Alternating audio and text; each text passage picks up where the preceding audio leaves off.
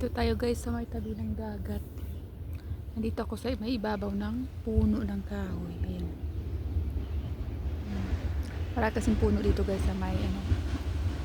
Kaya pwede kang lalaki ng alon guys. Ang lalakas ng alon din.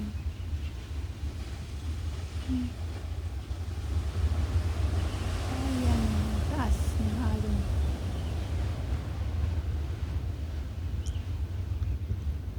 Ayan.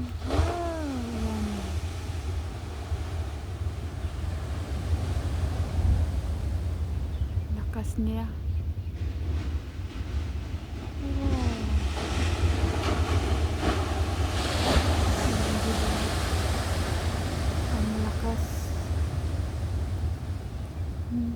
Wala dito may naliligo guys.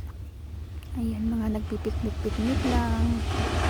Titingin-tingin sa dagat kasi nga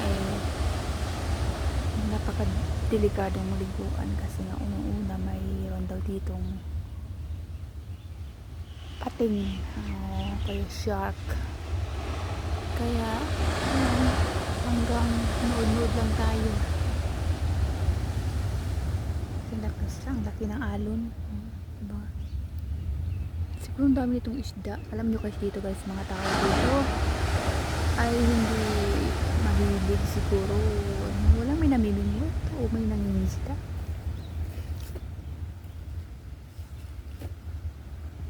Wala talaga may nangingisda dito guys. Kaya sobrang mahal ng isda nga dito kasi nga walang may nangingisda. Walang mangingisda. Ayun, dami nga yung isda dyan eh. Minsan makikita mo yung mga bangus nandiyan sa gilid. Pero walang may i-interest na mamingwit. Minsan may mga lugar na may namimingwit pero isa, dalawa lang, ganun. Parang hindi sila yung bang tulad sa atin sa Pinas na sus.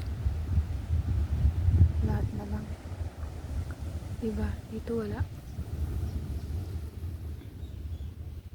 Kaya magandang kanilang dagat. Mayaman pa ang kanilang dagat. Napakaganda nito naman. Dami mga turista na pumupunta sa lugar.